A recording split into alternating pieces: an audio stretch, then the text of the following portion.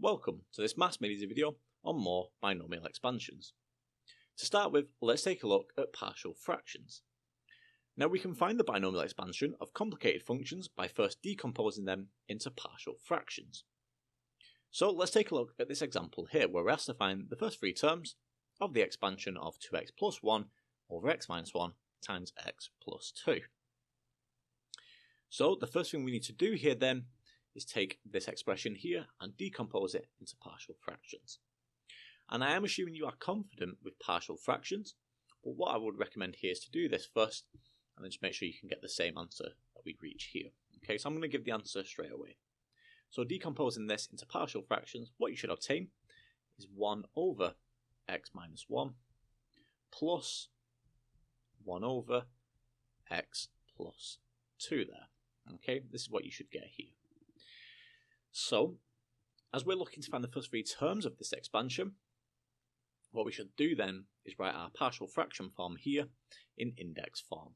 So what that would give us is x minus 1 to the power of minus 1 plus x plus 2 to the power of minus 1 there. Okay, so x minus 1 to the power of minus 1 and x plus 2 to the power of minus 1. Okay, and now we can do binomial expansion on x minus 1 to the power of minus 1 and x plus 2 to the power of minus 1. Okay, so if we write this out in full then, we have 2x plus 1 over x minus 1 times x plus 2. So in that case then, performing the binomial expansion now, what we get here is minus 1 to the power of minus 1 times 1 minus x power of minus 1 plus 2 to the minus 1 times 1 plus a half x. Okay, and this is all raised to the power of minus 1. Okay, like so.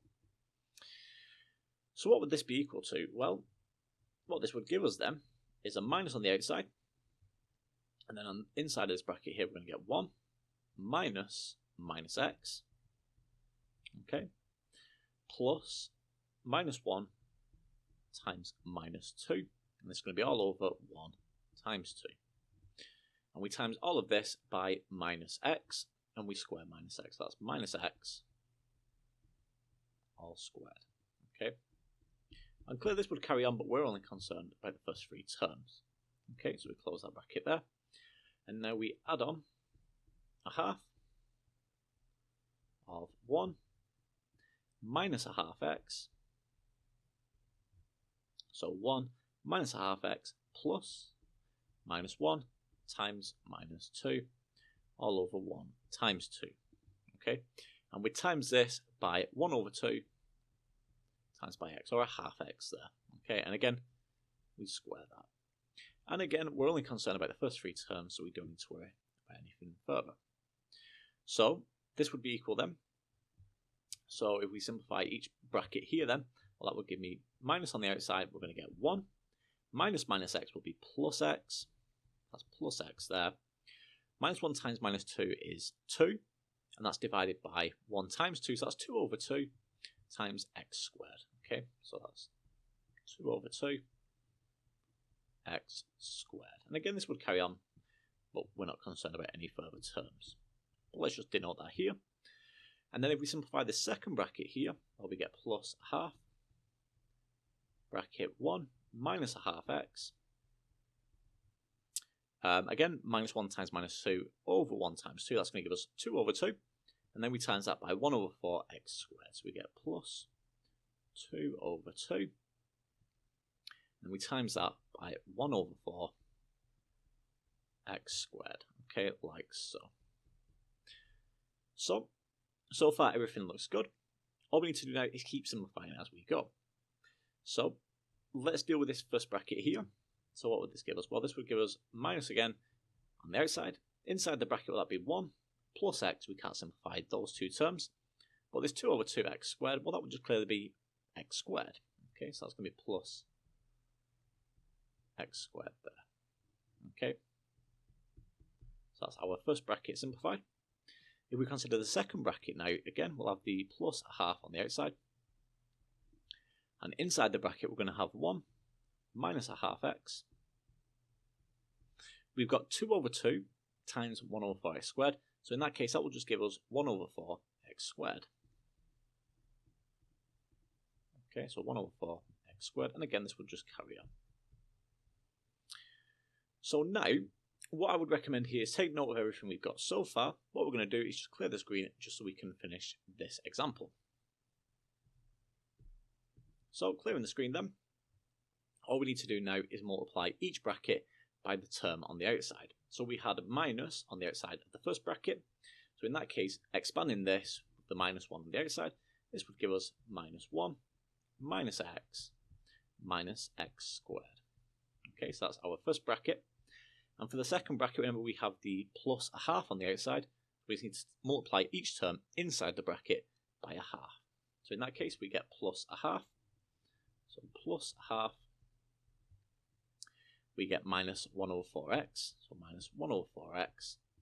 And finally, we get plus 1 over 8x squared. Okay. And clearly, this is a binomial expansion. This would carry on, but we're only concerned about the first 3 terms. So all we actually need to do now to finish this example is collect like terms. And if you collect like terms correctly here, what you should obtain for your final solution then is that this is equal to minus a half minus 5 over 4x and finally minus 7 over 8x squared. Okay, and that gives us the solution there to our example. And that gives us everything we need there for partial fractions. Moving on now to take a look at approximations from binomial expansions. So by substituting in certain values for x, we can use the binomial expansion as an approximation tool. So if we take a look at this example here, we want to use the binomial expansion of 1 minus 3x to the power of a quarter to 4 terms to find the fourth root of 0.97. So to start with, let's take a look at the expansion then. We want 1 minus 3x to the power of a quarter there. Okay, so if we start by writing this out in full then, this is 1 minus a quarter times 3x. Okay, the next term then will be plus, so it becomes 1 over 4 times minus 3 over 4. We divide this by 1 times 2, and we times this by minus 3x all squared. Okay, and then our fourth term here will be plus, so it's 1 over 4 times minus 3 over 4. That's minus 3 over 4, and then we times this by minus 7 over 4. Okay, and this is all over 1 times 2 times 3. And we times all of this by minus 3x to the power of 3. Okay, obviously this would carry on this expansion, but we only want the first 4 terms. Okay, so if we start simplifying here, well, we get 1 minus 3 over 4x, so 1 minus 3 over 4x. For this part here, this would give us minus 3 over 16 divided by 2, and we times that by 9x squared. So we simplify that, so evaluate this here on your calculator, and you will get minus 27 over 32 x squared. Okay, and for this part here, well, my numerator will be 21 over 64, and we divide this by 6, and we times it by 27x cubed. So if we simplify that here, we will get minus 189 over 128 there, okay, times by x cubed. So that gives us the expansion then for 1 minus 3x to the power of a quarter. So what we want to do now is substitute x equals 1 over 100. Okay, but what we'll need to do here is clear everything we've got so far, just so we have enough room. This is quite a lengthy example. So make sure to take note of our expansion here. And now let's move on to our substitution. So now we substitute x equals 1 over 100.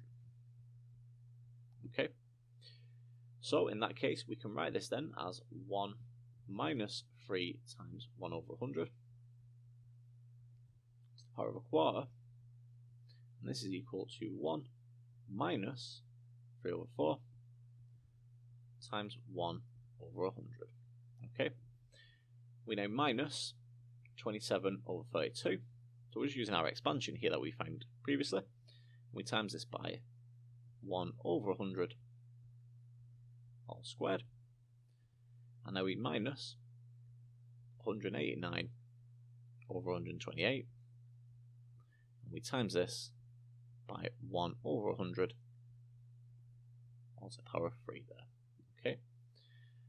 So in that case then, what we can do is write this as 1 minus 3 times 0.01 all to the power of a quarter. And that's equal to 1 minus 3 over 400. So 1 minus 3 over 400 minus 27 over 32 times 1 over 10,000. So 1 over 10,000. And then finally minus 189 over 128. And we times this by 1 over quite a lengthy number here. So 1, 0, 0, 0, 0, 0, 0. Okay. So if we evaluate this here, what we finally get here, if you evaluate this all on your calculator, what you'll find here then is this is 0. So this part first the bracket here is 0.97 to the power of a quarter. Okay. And this is equal to 0.99165. So 165,47734 there. Okay. So our estimate for the fourth root of 0.97 is equal to 0.99165,47734, which is very close to the real value of 0.99241,41173. So that clearly shows this approximation method is a very powerful tool. Okay, so that gives us the solution to our example, and that gives us everything we need for approximations from binomial expansions.